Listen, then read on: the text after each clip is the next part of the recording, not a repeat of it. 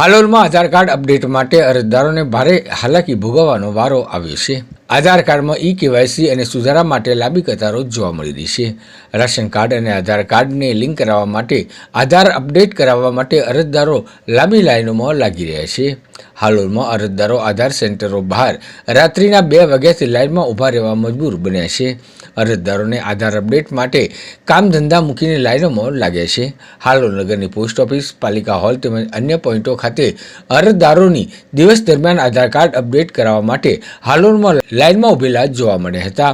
Online કરવામાં આવતી આ કામગીરીમાં સર્વર ડાઉન થતાં અરજદારોને ધર્મના ધક્કા ખાવાનો વારો પણ આવ્યો છે।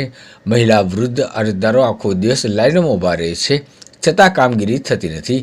નાના વિદ્યાર્થીઓના શિક્ષણ માટે બાયોમેટ્રિક અપડેટ માટે સેન્ટરો બહાર લાઈનોમાં ઊભેલા જોવા મળ્યા હતા। સરકાર દ્વારા 5 વર્ષથી નાના બાળકોનું પણ કેવાયસી કરવા ફરજિયાત કરાતા અરજદારો ભારે હાલાકી ભોગવી રહ્યા છે।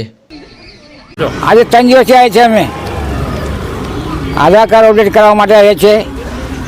મોબાઈલ નંબર નાખવાનો છે અમારે આધાર કાર્ડનો, એના માટે આજે 3 દિવસ અમે આવીએ છીએ, પણ કંઈ નંબર લાગતો નહીં।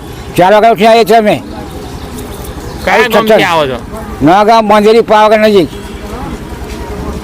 આજે નંબર આવશે તમારો? હવે અહીં બેઠા છે, છોકરો આગળ છે, આવે તો ખબર નહીં શું ખબર પડે ભાઈ। નંબર નહીં આવે તો નહીં આવતો એટલે 5 વાગ્યાથી અહીંયા આવું, લાઈનમાં પડું, પછી એમને લાઈન આવતા આવતા 2 વાગે બંધ થઈ જાય તો રિટર્ન પાછું જવું પડે, લાઈન અટકી જાય, ફરી બીજે દાડે પાછો લાઈનમાં પડું।